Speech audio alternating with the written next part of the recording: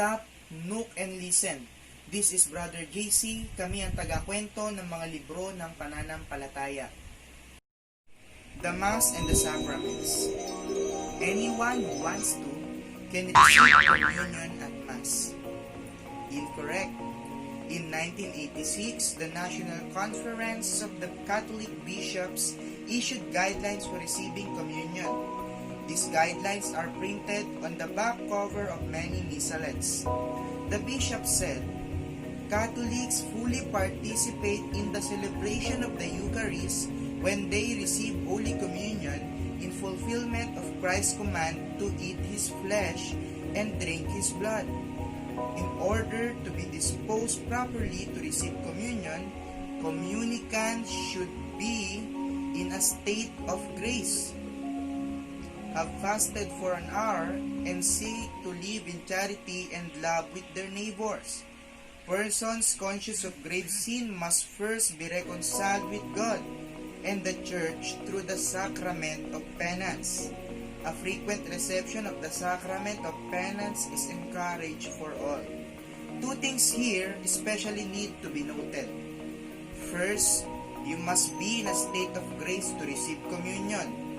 If you are not, you commit sacrilege, which is irreverence toward what is sacred. Sacrilege is a sin, according to 1 Corinthians chapter 11, verse 27. Unworthy reception of communion, therefore not only doesn't give you any graces, but it gives you a bigger spiritual deficit. Better to remain quietly in the pew. So, what is grave sin? A grave sin is the same thing as a serious sin or a mortal sin. We call such a sin a mortal because it mortally wounds our soul by driving out sanctifying grace. Okay. A person guilty of a mortal sin is disqualified from heaven and is said to lose justification. Mortal sins include any serious infractions of the seven deadliest, which is pride, covetousness, lust, anger, gluttony, envy, and sloth. Okay.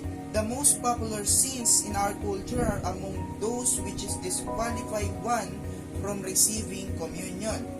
Abortion, contraceptions, adultery, fornication. A mortal sin is any sin which fulfills three conditions. Number 1, it involves a serious matter. Number 2, you give your full consent to it. And number 3, you have time for sufficient reflection on its seriousness. Even a few seconds may be enough.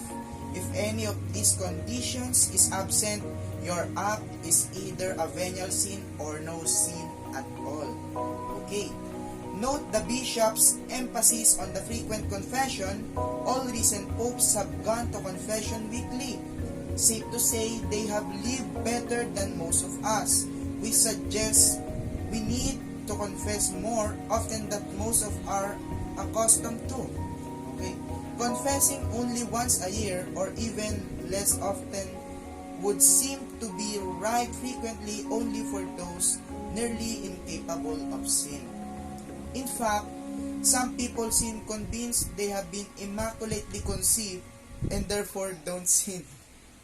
They only make mistakes or they are so inert they can't work up the energy to do anything sinful or otherwise. If popes realize the need to confess weekly, perhaps the rest of us should confess at least monthly, which happens to be frequency most spiritual directions or advisors recommend. People who have not been to confession in more than a year probably should think long and hard about whether they qualify for communion.